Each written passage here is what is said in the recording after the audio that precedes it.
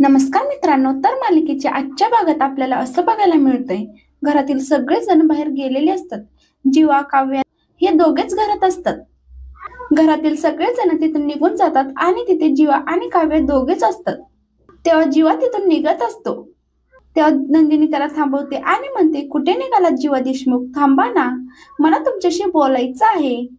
तेव्हा जीवा म्हणतो, बोल एकदाच, जे काही बोलायचे ना ते सगळं बोलून टाक. जीवाचं हे असं वागणं बघून काव्याला खूप त्रास होत असतो. काव्याच्या डोळ्यात पाणी येतं. काव्य म्हणते, बोलते ना, त्याच्या आधी सुद्धा तुला 100 वेळा बोलायचा प्रयत्न केला. या एका महिन्यात मी किती वेळा तुझ्या मागे आले नाही मोजूही शकत नाही.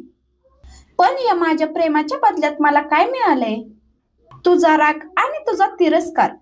मी तुला परत कधीच मिळू शकणार नाही हे सांगायला हा टॅटू मिटवलास का? बोल ना जीवा, तू फक्त हा टॅटू नाही जाळलास जीवा, तू माझं तुझ्या आयुष्यातलं अस्तित्व जाळलंस. मी परत आलेली नकोय का रे तुला? जीवा काहीच बोलत नाही. जीवा शांत असतो. जीवा काव्याच्या नजरेला नजर सुद्धा मिळवत नाही. जीवा शांत असतो आणि जीवा काव्यापासून लांब जातो. तेव्हा काव्य म्हणते, काय झालं? नजरेला नजर मिळवता येत नाहीये का? डोळ्यात डोळे घालून बोलायची हिंमतही होत नाहीये का? जीवा देशमुख, जन्मेजय विक्रम देशमुख, ज्याच्यावर मी मनापासून प्रेम केलं आणि ज्याने माझ्यावर जीव ओवाळून टाकला, त्याला माझ्या नजरेला नजर मिळवायची हिंमतही होत नाहीये. जीवा, नंदिनी मोहितेला नंदिनी जीवा देशमुख बनवायला तू जी हिंमत दाखवलीस ना, त्याची निम्मी हिंमत तरी तुझं माझ्यावर प्रेम आहे हे सांगायला दाखवलं असतंस ना, तर आज असं म्हणून काव्य शांत होऊन जाते आणि म्हणते, आज सोपं झालं असतं सगळं. नाही केलंस ना पण तू आता. जीवा, मी तुझ्यासाठी, आपल्या प्रेमासाठी अख्ख्या जगाशी भांडू शकते. अख्ख्या जगाच्या विरुद्ध उभी राहू शकते. माझ्या माणसांशी भांडू शकते. तुझ्या माणसांना समजावून सांगू शकते. त्या जगाशी भांडू शकते, माझ्याशी भांडू शकते. पण तुझ्याशीच भांडण तुला मिळवलं तर काय जिंकलं रे मी? काव्य खूप इमोशनल होऊन बोलत असते. जीवाच्याही डोळ्यात पाणी येतं. तेव्हा जीवा म्हणतो, हो ना, कळतंय ना, मग सोड ना, संपव सगळं. मी संपवलंय ना. मग तू कुठल्या परिस्थितीत पार दादासोबत लग्न केले याचा विचार न करता मीही लग्न करून टाकलं. संपलं सगळं.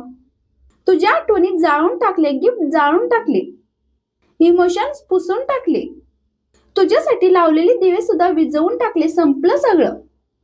म्हणूनच मी तुला सांगतोय, मी सगळं काही विसरलोय आणि तूही विसर. तेव्हा काव्य जीवाचा हात धरते आणि म्हणते, काय संपलं सगळं? असं संपलं सगळं म्हटल्यावरती संपतात का रे गोष्टी? हे बघ, तू तुझ्या छातीवरचा टॅटू जाळलास, पण माझं काय? माझ्या हृदयावर तुझं नाव कोरून घेतलंय मी. ते पुसू शकशील का? ते जाळू शकशील? जीवा काव्याकडे पाहतच राहतो. काव्य म्हणत असते की माझ्या नसा नसा जीवा वाचतो.